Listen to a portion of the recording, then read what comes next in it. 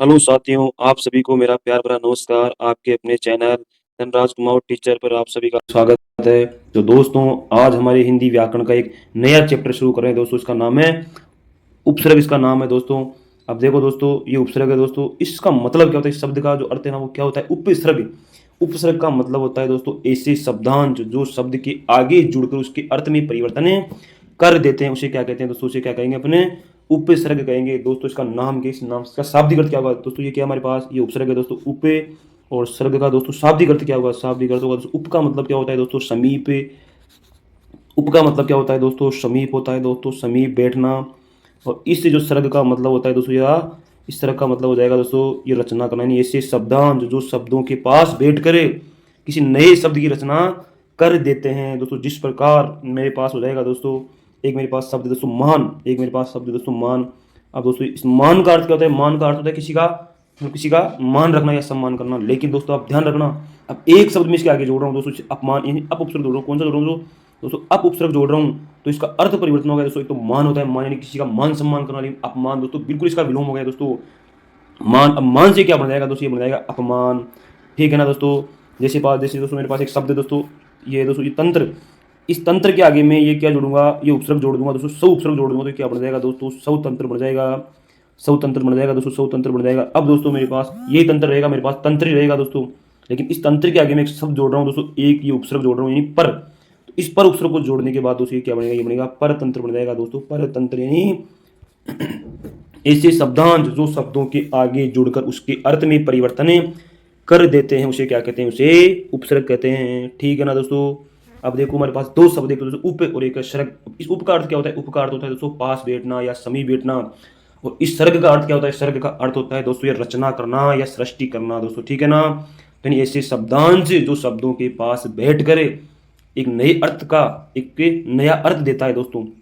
जिस प्रकार देखना दोस्तों, मेरे पास है दोस्तों एक शब्द, दोस्तों आप सुनना एक बार, आपको मैं दिखाता हूँ दोस्तों। मेरे पास है दोस्तों सुरक्षित, एक शब्द है दोस्तों मेरे पास सुरक्षित है। सु प्लस इस सुरक्षित शब्द है दोस्तों, सुरक्षित मेरे पास एक शब्द है दोस्तों। अब देखो दोस्तों, ये सुरक्षित मेरे पास एक शब्द है, लेकिन इसमें दोस्तों अ उपसर्ग जुड़ते इसका विलोम हो जाएगा दोस्तों। ऐसे दोस्तों मान लो कोई व्यक्ति सुरक्षित है, लेकिन अ उपसर्ग जुड़ते इस शब्द का विलोम बन जाएगा दोस्तों। क्या बन रहा है? असुरक्षित बन रहा है दोस्तों। असुरक्षित, अ उपसर्ग जोड़ दिया दोस्तों, मान लो मैंने इसके अंदर अ उपसर्ग जोड़ने के बाद ही क्या बन रहा है दोस्तों? असुरक्षित बन रहा है। ठीक है ना दोस्तों? क्या बन रहा है? ये असुरक्षित बन रहा है दोस्तों। तो साथियों आपको ध्यान रखना है कि ऐसे शब्दांश जो शब्दों के आगे जुड़कर उसके है ना अर्थ में परिवर्तन कर देते हैं, तो वो क्या कहलाएंगे दोस्तों? उपसर्ग कहलाएंगे दोस्तों। अब दोस्तों हम देखते हैं हमारा पहला क्वेश्चन क्या है दोस्तों आज का। लेकिन दोस्तों इसका शाब्दिक अर्थ आपको समझ में आया कि नहीं आया, आप कमेंट करना दोस्तों। ये उपसर्ग का अर्थ क्या होता है? उपे प्लस सर्ग। उप यानी क्या होता है दोस्तों? समीप या पास। और इस सर्ग का अर्थ होता है दोस्तों ये रचना करना। ठीक है ना दोस्तों? पहला क्वेश्चन देखते हैं, अपन चलते हैं दोस्तों। हमारा पहला क्वेश्चन क्या है?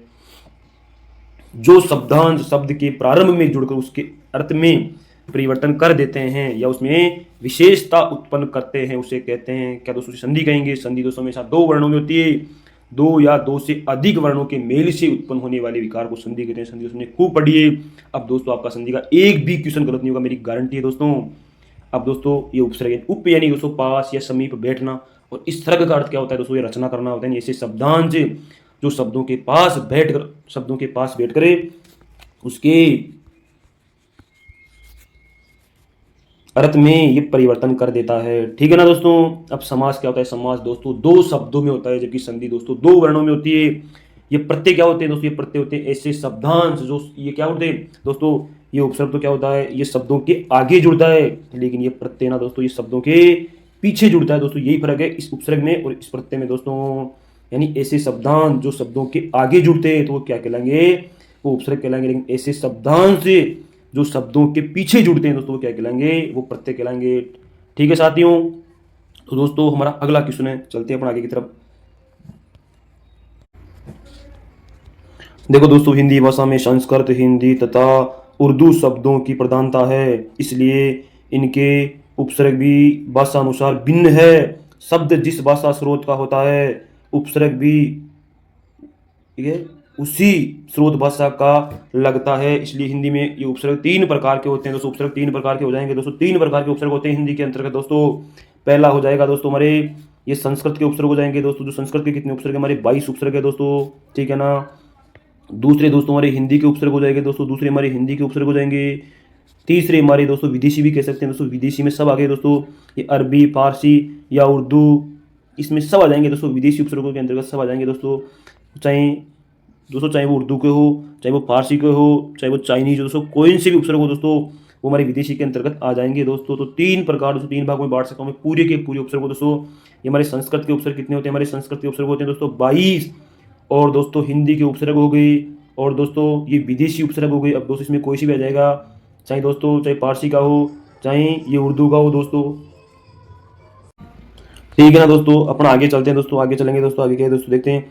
अगला देखो देखो इसे क्या है, ये संस्कृत के उपसर्ग कितने हैं, संस्कृत के उपसर्ग है दोस्तों हमारे 22, और दोस्तों हिंदी के उपसर्ग हो गए, और ये विदेशी उपसर्ग हो गए दोस्तों। अब देख लो दोस्तों, ये विदेशी उपसर्ग में कौन कौन से थे, अरबी, फारसी व अंग्रेजी के उपसर्ग आ जाएंगे विदेशी उपसर्गों के अंतर्गत दोस्तों। ठीक है, हमारे संस्कृत में कितने उपसर्ग होते हैं, 22 उपसर्ग होते हैं, हिंदी में दोस्तों फिक्स नहीं है, और इस विदेशी उपसर्गों की संख्या भी दोस्तों हमारे फिक्स नहीं है। ठीक है ना दोस्तों, आगे चलते हैं दोस्तों। अब देखो दोस्तों, ये क्वेश्चन आ रखा है हमारा, अप्रत्याशित शब्द में मूल शब्द कौन सा है, यानी उसको तोड़ना है, और ये ना ये उपसर्गों को बाहर निकाले, इसमें कौन कौन से उपसर्ग उसको बाहर निकाल दो दोस्तों, और इसमें मूल शब्द क्या है दोस्तों। देखो पहले सबसे पहले क्या करेंगे दोस्तों, इसमें कौन सा उपसर्ग है, सबसे पहले दोस्तों इसमें कौन सा उपसर्ग है, अ उपसर्ग है दोस्तों। एक उपसर्ग दोस्तों कौन सा हो गया, अ हो गया। दूसरा कौन है दोस्तों, ये प्रति हो गया। तीसरा दोस्तों इसमें कोई नहीं है, तीसरा दोस्तों मूल शब्द हो जाएगा दोस्तों हमारा आशा, और आशा दोस्तों हमारा मूल शब्द है, इसके अंतर्गत दोस्तों मूल शब्द तो क्या है, आशा है। और इस आशा में दोस्तों कितने उपसर्ग है, दो उपसर्ग है, एक तो दोस्तों अ उपसर्ग है, और दूसरा उपसर्ग क्या है दोस्तों, ये प्रति उपसर्ग है। तीसरा क्या हो जाएगा दोस्तों, दोस्तों तीसरा उपसर्ग में इसमें दो ही उपसर्ग, एक तो अ है और एक प्रति है, और मूल शब्द क्या है दोस्तों, आशा है। अब दोस्तों देखो इसके लास्ट में कौन सा प्रत्यय, इसके लास्ट में दोस्तों ये इत प्रत्यय है, कौन सा प्रत्यय, इत प्रत्यय है। अब दोस्तों आपको मैंने कहा था कि ऐसे शब्दांश जो शब्दों के आगे जुड़कर उसके अर्थ में परिवर्तन कर देते हैं, उसे क्या कहेंगे अपने, ये कहेंगे उपसर्ग कहेंगे। ऐसे शब्दांश जो शब्दों के पीछे जुड़कर उसके अर्थ में परिवर्तन कर देते हैं, उसे क्या कहेंगे दोस्तों, उसे कहेंगे प्रत्यय कहेंगे दोस्तों, प्रत्यय प्रत्यय। अब दोस्तों ध्यान रखना, ये प्रत्यय भी क्या होते हैं दोस्तों, जब ये प्रत्यय भी हमारे शब्दांश ही होते हैं, और ये जो है ना ये उपसर्ग भी हमारे क्या होते हैं दोस्तों, हमारे शब्दांश ही होते हैं, और ये प्रत्यय भी क्या होते हैं दोस्तों, हमारे ये शब्दांश ही होते हैं। ठीक है ना दोस्तों। अब दोस्तों अपन आगे चलते हैं दोस्तों, देखना आगे क्या है दोस्तों हमारा, भाषा में उपसर्ग और प्रत्यय दोनों को शब्द रचना के अवयव माना जाता है, अर्थात उपसर्ग शब्द के पूर्व में लगकर नए शब्द का निर्माण करते हैं। दोस्तों मैंने आपको खूब बताया कि जैसे दोस्तों मेरे पास एक शब्द है दोस्तों मान, इस मान में मैं कौन सा उपसर्ग जोड़ूंगा दोस्तों, मेरे पास शब्द है दोस्तों मान, मान में कौन सा उपसर्ग जोड़ूंगा दोस्तों, दोस्तों जोड़ूंगा अप उपसर्ग जोड़ूंगा दोस्तों। अप उपसर्ग जुड़ने के बाद ये क्या बन जाएगा, इसका अर्थ ही चेंज हो जाएगा दोस्तों। ये पहले तो क्या है दोस्तों, मान इन दोस्तों किसी का मान सम्मान करना होता है, लेकिन मैंने उपसर्ग जोड़ दिया अप। अब दोस्तों ये क्या बन जाएगा, अपमान बढ़ जाएगा दोस्तों। तो इसके परिवर्तन दोस्तों, इसके जो है ना अर्थ में परिवर्तन हुआ नहीं हुआ, आपसे ये पूछ रहा हूँ दोस्तों मैं। एक मेरे पास शब्द है दोस्तों सुरक्षित है, अब इस सुरक्षित में दोस्तों मैं एक और उपसर्ग जोड़ दूंगा तो क्या बढ़ जाएगा दोस्तों, अ। दोस्तों अ उपसर्ग जोड़ने के बाद क्या बनेगा दोस्तों, असुरक्षित बनेगा, क्या बनेगा दोस्तों, असुरक्षित बन जाएगा। ठीक है ना दोस्तों। अब आगे चलते हैं दोस्तों अपन, ठीक है दोस्तों चलते हैं आगे। देखो दोस्तों, निम्न में से किस शब्द में उपसर्ग नहीं है। अब देखो दोस्तों, यानी किस शब्द में उपसर्ग नहीं है। अब दोस्तों एक शर्त और है, यानी इस उपसर्ग को बाहर निकालने पर दोस्तों क्या होना चाहिए, मूल शब्द बचना चाहिए दोस्तों, यानी उसका कोई ना कोई अर्थ होना चाहिए। ठीक है ना दोस्तों। अब दोस्तों मैं आपको तोड़ता हूं दोस्तों, इसको तोड़कर देखते हैं इसमें कौन कौन से उपसर्ग है दोस्तों। अब मेरी बात सुनना दोस्तों, चौथा ऑप्शन है दोस्तों हमारा प्रचार। इस प्रचार में कौन सा उपसर्ग है दोस्तों, देखो प्रय उपसर्ग बाहर निकाल दो दोस्तों। मूल शब्द क्या बचा दोस्तों हमारा, चार। चार का अर्थ क्या होता है दोस्तों, हिंदी में हमारी गिनती का अक्षर, यानी ये मूल शब्द है, यानी इसका क्या निकलता है, ये दोस्तों एक सार्थक शब्द है दोस्तों, सार्थक शब्द बचना चाहिए दोस्तों। ये उपसर्ग को ये उपसर्ग है ना, इस उपसर्ग को मतलब बाहर निकालने के बाद दोस्तों हमारे पास क्या बचना चाहिए, सार्थक शब्द बचना चाहिए दोस्तों। तो ये प्रय क्या हो जाएगा दोस्तों, ये प्रय हमारा ये उपसर्ग हो जाएगा। चार हमारा मूल शब्द है या फिर सार्थक शब्द होना चाहिए दोस्तों, सार्थक शब्द बचना चाहिए। तो चार हमारा गिनती का अक्षर है दोस्तों, एक दो तीन चार पर बोलते हैं, तो चार हमारा गिनती का अक्षर है, तो चार हमारा सार्थक शब्द है दोस्तों। अब देखो दोस्तों, एक मेरे पास है विचार। दोस्तों विचार में भी कौन सा उपसर्ग है दोस्तों, वी उपसर्ग है दोस्तों, वी प्लस चार। चार दोस्तों हमारा एक सार्थक शब्द है, मूल शब्द है दोस्तों। इस चार में कोई उपसर्ग नहीं दोस्तों, ठीक है ना। अब देखो दोस्तों आचार, आचार में क्या हो जाएगा दोस्तों, आचार में दोस्तों क्या हो जाएगा, आपको बताऊं मैं एक बात, आचार में हो जाएगा दोस्तों, आचार में क्या होता है दोस्तों, आचार में दोस्तों आंग उपसर्ग है दोस्तों हमारा। कौन उपसर्ग है दोस्तों, आंग उपसर्ग है। आंग उपसर्ग किसका होता है, आंग का दोस्तों क्या बचता है, आ बचता है दोस्तों। आंग उपसर्ग का दोस्तों आ बचता है दोस्तों, तो आ प्लस चार दोस्तों हो गए ना, आ प्लस चार हो गया दोस्तों। आंग उपसर्ग है, आंग का दोस्तों आ बचता है, आ प्लस चार हो जाएगा दोस्तों, ठीक है ना। तो दोस्तों आचार में हमारा दोस्तों कौन सा उपसर्ग है, आंग उपसर्ग है दोस्तों। आंग का क्या बचता है, आ बचता है। चार हमारा मूल शब्द है।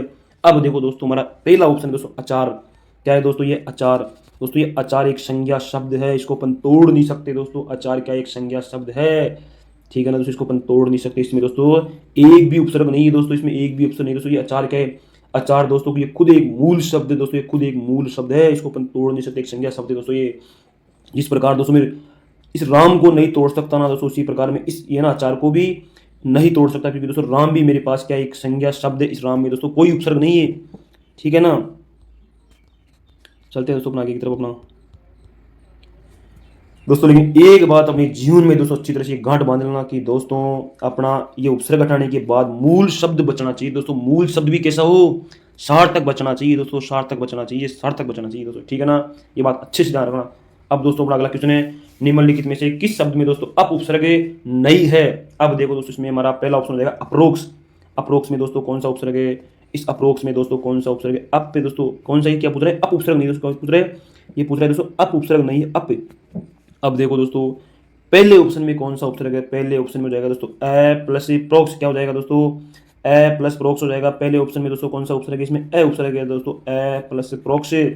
अब देखो दोस्तों एक तो होता है हमारे पास ये प्रत्यक्ष, और एक होता है यानी प्रोक्स, यानी दोस्तों इस प्रोक्स का मतलब क्या होता है दोस्तों, प्रोक्स का मतलब ये होता है कि दोस्तों जो काम हमारे सामने नहीं होता उसे क्या कहते हैं अपन, यानी प्रोक्स में हो रहा है। और एक काम जो हमारे सामने होता है उसे क्या कहते हैं अपन, प्रत्यक्ष कहते हैं दोस्तों। प्रत्यक्ष यानी ऐसा काम जो हमारे सामने होता है उसे क्या कहते हैं अपन कहते हैं प्रत्यक्ष। लेकिन ऐसा काम जो अपने सामने नहीं उसे क्या कहते हैं अपन, प्रोक्स कहते हैं। प्रोक्स यानी वो प्रोक्स रूप से हो रहा है, अपने सामने कोई काम नहीं हो रहा तो उसे क्या कहेंगे, तो दोस्तों उसे अपन क्या कहेंगे, उससे अपन प्रोक्स कहेंगे दोस्तों। लेकिन कोई काम अपने सामने हो रहा है तो उसे क्या कहेंगे दोस्तों, प्रत्यक्ष कहेंगे, ठीक है ना दोस्तों। अब देखना दोस्तों इस प्रोक्स में कौन सा उपसर्ग है दोस्तों, ए उपसर्ग है दोस्तों, ए प्लस प्रोक्स हो जाएगा ना दोस्तों, तो हमारा पहला आंसर राइट हो जाएगा दोस्तों। इसमें कौन सा उपसर्ग है, पहले ऑप्शन में दोस्तों ए उपसर्ग है दोस्तों। कौन सा उपसर्ग है दोस्तों, इसमें ए उपसर्ग है दोस्तों, ए प्लस प्रोक्स हो जाएगा, ए प्लस प्रोक्स हो जाएगा दोस्तों, ठीक है ना, ए प्लस प्रोक्स हो जाएगा। दूसरे ऑप्शन में क्या है दोस्तों, दूसरे ऑप्शन में अप उपसर्ग है दोस्तों, इसका संधि विच्छेद क्या होगा दोस्तों, अपे प्लस आदान हो जाएगा दोस्तों, अपे प्लस आदान हो जाएगा, अपे प्लस आदान। अब देखो दोस्तों जो है ना ये अपादान, अपादान में दोस्तों दो उपसर्ग है दोस्तों, एक तो है दोस्तों अपे और एक है दोस्तों आंग उपसर्ग। आंग का क्या बचता है दोस्तों, आ बचता है, दोस्तों इसमें दो दो उपसर्ग है। अपादान में दोस्तों दो दो उपसर्ग है, एक तो है अपे और एक है दोस्तों आंग। आंग का क्या बचता है दोस्तों, आ बचता है दोस्तों। आंग का क्या बचता है दोस्तों, दो। आंग का क्या बचता है दोस्तों, आ उपसर्ग बचता है, यानी अप उपसर्ग भी है और आ उपसर्ग भी। यानी दोस्तों इसके अंतर्गत कितने उपसर्ग है, यानी दोस्तों इसके अंतर्गत दोस्तों दो उपसर्ग, एक तो अप है और एक आंग है दोस्तों, ठीक है ना। अपन लेते हैं दोस्तों तीसरे ऑप्शन को। दोस्तों तीसरा ऑप्शन क्या है दोस्तों, तीसरा ऑप्शन है हमारे पास दोस्तों अपे प्लस वाद। इस अपवाद में दोस्तों ओनली एक उपसर्ग है दोस्तों, अपे प्लस वाद हो जाएगा दोस्तों, अपे प्लस वाद। अब दोस्तों ये वाद भी क्या है, हमारा सार्थक शब्द है, यानी दोस्तों ये उपसर्ग को मतलब दूर करने के बाद दोस्तों क्या बचना चाहिए, सार्थक शब्द बचना चाहिए दोस्तों। अपे प्लस वाद हो जाएगा दोस्तों, अपवाद है तो अप को हटाने के बाद दोस्तों सार्थक शब्द उतरा है, वाद एक सार्थक शब्द है दोस्तों। दोस्तों अपने से मतलब अपन चाहे जिसे टुकड़े नहीं कर सकते दोस्तों, सार्थक शब्द बचना चाहिए दोस्तों। इस ये उपसर्ग कटने के बाद दोस्तों पीछे जो मूल शब्द बचे ना, मूल शब्द दोस्तों एक सार्थक शब्द होना चाहिए, यानी उसका कुछ ना कुछ अर्थ निकलना चाहिए दोस्तों, ठीक है ना। आगे चलते हैं दोस्तों। अब देखो दोस्तों इस तीसरे में कितने उपसर्ग है, एक उपसर्ग है। अपे प्लस बाद में कौन सा उपसर्ग है, उप उपसर्ग है। अपे प्लस मान में दोस्तों कौन सा उपसर्ग है, एक उपसर्ग है। लेकिन जो पहला ऑप्शन है दोस्तों इसमें दोस्तों ए उपसर्ग है, ए प्लस प्रोक्स, इसका संधि विच्छेद होगा दोस्तों। इसमें अप उपसर्ग नहीं, इसमें ए उपसर्ग है, ए प्लस प्रोक्स हो जाएगा। तो छोटी छोटी बातों का आपको ध्यान रखना पड़ता है दोस्तों। अब दोस्तों आगे हमारे अपादान, तो अपादान में दोस्तों दो उपसर्ग है, अपे प्लस आंग का आ बचता है, अपे आ, ये दो उपसर्ग है, अपे और आ उपसर्ग है, और दान दोस्तों हमारा मूल शब्द है, ठीक है ना दोस्तों। दोस्तों हमारा पहला ऑप्शन सी हो जाएगा। पहला ऑप्शन में क्या है दोस्तों, इसमें अप उपसर्ग नहीं दोस्तों, इसमें ए उपसर्ग है। क्या है दोस्तों, इसमें ए उपसर्ग है। तो आगे चलते हैं दोस्तों अपन, या आप देख लेना दोस्तों इसका व्याख्या, आप देख लेना दोस्तों इसकी व्याख्या क्या है। अब देखो दोस्तों अप उपसर्ग का मतलब क्या होता है, अप उपसर्ग का मतलब क्या होता है दोस्तों, अप यानी क्या होता है दोस्तों, अप दोस्तों तीन अर्थों में प्रयोग होता है, तीन या चार अर्थों में दोस्तों। अप का अर्थ बुरा भी होता है या विपरीत भी होता है या फिर अपवाद भी होता है। अब देखो दोस्तों मान, मान का अर्थ दोस्तों मान कर दोस्तों, मान कह दो या सम्मान कह दो, बात एक ही। लेकिन मान के आगे दोस्तों अगर अप जुड़ जाएगा ना तो इसका विलोम बन जाएगा दोस्तों, अपमान, यानी किसी का मतलब किसी का अपमान करना होता है, लेकिन मान यानी किसी का सम्मान करना होता है दोस्तों। अब देखो अप जुड़ते क्या होगा, इसका विलोम हो गया ना दोस्तों। अपन मतलब कहाँ उसका वो कर रहे थे मान सम्मान, लेकिन अप जुड़ने के बाद दोस्तों अपन क्या कर रहे हैं, उसका अपमान कर रहे हैं, मान सम्मान नहीं कर रहे, उसका अपमान कर रहे हैं। तो अपे प्लस मान, इस मान में दोस्तों कौन सी, एक भी उपसर्ग नहीं, मान के आगे एक ही उपसर्ग है दोस्तों, अप उपसर्ग है दोस्तों। अब देखो दोस्तों क्या अपवे, अपे प्लस वे में दोस्तों कौन सा उपसर्ग है, अप उपसर्ग हो जाएगा दोस्तों। अपेक्षा में दोस्तों अपे प्लस इच्छा दोस्तों, इसमें अप उपसर्ग है दोस्तों। अपंग में दोस्तों अपे प्लस अंग, यानी ऐसा अंग जो खराब हो गया दोस्तों किसी व्यक्ति का, उसे क्या कहते हैं अपन, अपंग कहेंगे दोस्तों, अपंग। पे प्लस अंग में दोस्तों कौन सा उपसर्ग है, इसमें अपंग में दोस्तों अप उपसर्ग है। ठीक है ना दोस्तों। अब ये भी ध्यान रखना दोस्तों, अप उपसर्ग का प्रयोग दोस्तों अपन कहाँ करते हैं, 3 अर्थों में करते हैं दोस्तों।